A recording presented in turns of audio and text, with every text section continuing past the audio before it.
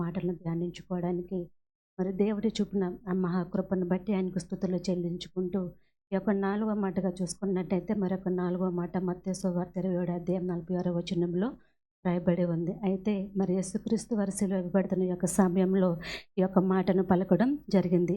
ఇది యొక్క మాటను మనం చూసుకున్నట్టయితే అక్కడ యేసుక్రీస్తు వారు చెప్తున్నారు తన యొక్క తండ్రితో, ఏలి ఏలి లాభ సబక్తని, అంటే నా దేవా నా చెయ్యి ఎందుకు విడిచితివని అర్థము. మరి ఇక్కడ యేసుక్రీస్తు వారు సిలువ వేయబడుతున్న సమయంలో మరి తండ్రిని అడుగుతున్నారు, తండ్రి నా చెయ్యి ఎందుకు విడిచిపెట్టావని. మరి ఇక్కడ మనం తండ్రి గురించి మొదటగా చూసుకున్నట్టయితే మరి తండ్రి మన యొక్క పాపముల కొరకు అలాగే మన యొక్క అపరాధముల కొరకు ఒక పరిశుద్ధిని రక్తం భూమి మీద చిందింపబడితేనే కానీ మరి మన యొక్క పాపములకు విమోచన అలాగే మనం మహిమ రాజ్యంలో ప్రవేశింపలేమని మరి తండ్రి తెలుసుకున్నప్పుడు మరి మన యొక్క పాపముల కొరకు తన యొక్క ప్రియ కుమారుడును అలాగే పరిశుద్ధుడని యేసుక్రీస్తుని మరి సిలువలో ప్రాణం పెట్టడానికి మరి తండ్రి అయిన దేవుడు భూలోకమునకు పంపించడం అనేది జరుగుతుంది. మరి ఇక్కడ యేసుక్రీస్తు వారు తండ్రి మాటకు లోబడి మరి భూలోకమునకు వచ్చి అనేక రీతులుగా వాక్య పరిచర్య చేస్తూ మరి అక్కడ తండ్రి మాటకు లోబడి ఆయనకు సిలువలో ప్రాణం పెట్టడం అనేది జరుగుతుంది. ఆ యొక్క సమయంలో మరి తండ్రి అయిన దేవునికి కుమారుడైన యేసుక్రీస్తుకి మధ్యన వచ్చిన ఎడబాటును బట్టి ఇక్కడ కుమారుడైన యేసుక్రీస్తు యొక్క మాట మాట్లాడటం జరుగుతుంది. అయితే మరి కుమారుడు కూడా తన యొక్క తండ్రిని గురించి ఒక సాక్ష్యం కూడా ఇస్తారు. యోహాను సువార్త 8వ అధ్యాయం 21వ వచనంలో మనం చూసుకున్నట్టయితే, నన్ను పంపిన వాడు నాకు తోడై ఉన్నాడు,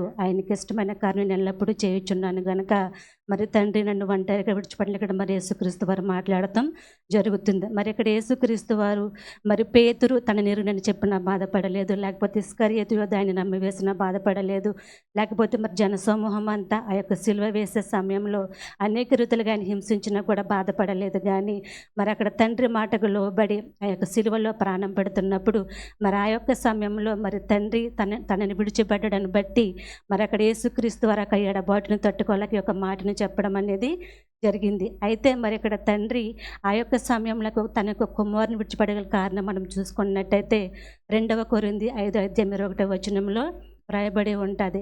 మరి ఆయన మనల్ని నీతిమంతులుగా చేయడానికి ఏ పాపం ఎరుగని ఒక పాపిగా చేయబడ్డారు. అలాగే 2వది యెషయా గ్రంథం 53:6లో చూసుకున్నట్టయితే మరి మన యొక్క దోషములు ఆయన మీద మోపబడ్డాయని, మరి మన యొక్క పాపములు అలాగే మన యొక్క దోషములు మరి ఎప్పుడైతే యేసుక్రీస్తు వారు ఒక గొర్రె పిల్లలు ఆయనకు భుజముపై వేసుకుని ఆ యొక్క సిలువలో మరి ప్రాణం పెట్టారు, అప్పటి వరకు పరిశుద్ధుడిగా ఉన్న ఆయన మరి మన యొక్క పాపంతో ఒక పాపి కనుక తీర్చబడ్డం అనేది జరిగింది. ఇందుని బట్టి మరి అక్కడ తండ్రి తన కుమారుడని పరిశుద్ధుడు అయినప్పటికీ కూడా మరి మన యొక్క పాపముల వల్ల ఆయన ఒక పాపిగా తీర్చబడడం వల్ల దాన్ని బట్టి అక్కడ తండ్రి మరి కుమారుని విడిచిపెట్టడం అనేది జరిగింది.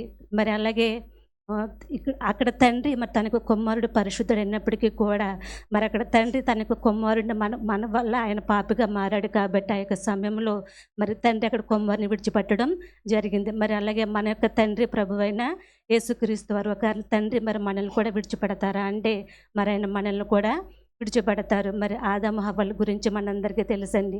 మరి ఆదాము హవ్వలు కూడా దేవునితో పాటు కలిసి ఉండేవారు, ఆయనతో పాటు కలిసి స్నేహం చేసేవారు. అటువంటి ఆదాము హవ్వలు మరి దేవుని మాట విన్నప్పుడు మరి దేవుడు వారిని విడిచిపెట్టడం అనేది జరిగింది. అలాగే సంసోను కూడా మరి దేవుడు ఎంతగానో ప్రేమించాడు. అటువంటి సంసోను కూడా మరి దేవుని మాట విన్నప్పుడు మరి అక్కడ దేవుడు సంసోను కూడా విడిచిపెట్టడం అనేది జరిగింది. అలాగే హానుకు గురించి కూడా మనందరికీ తెలుసండి. మరి హానుకు మరి దేవుని మీద భయభక్తులు కలిగి దేవునితో పాటు నడిచిన మరి అక్కడ దేవుడు హానోకుని తనతో పాటు ఒక పరలోక రాజ్యాన్ని కూడా తీసుకెళ్ళడం అనేది జరిగింది.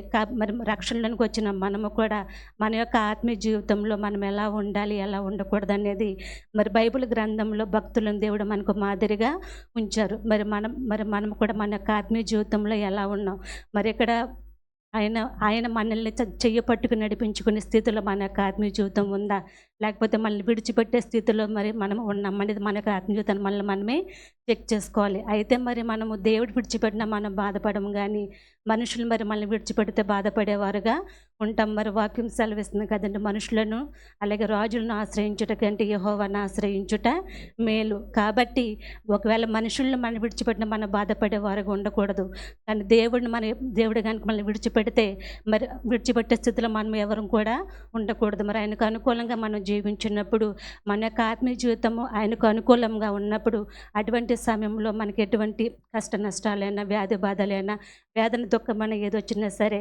ప్రతి ఒక్క పరిస్థితి నుంచి ఆయన మనల్ని తన చేయి పట్టుకుని నడిపించేవారుగా ఉంటారు. కాబట్టి రక్షణలోనికి వచ్చిన మనం అందరము కూడా మరి ఆయనకు అనుకూలంగా జీవిస్తూ ప్రతి విషయంలో కూడా ఆయన మనల్ని చెయ్యి పట్టుకుని నడిపించేవారుగా ఉండాలని ఈ యొక్క మాటను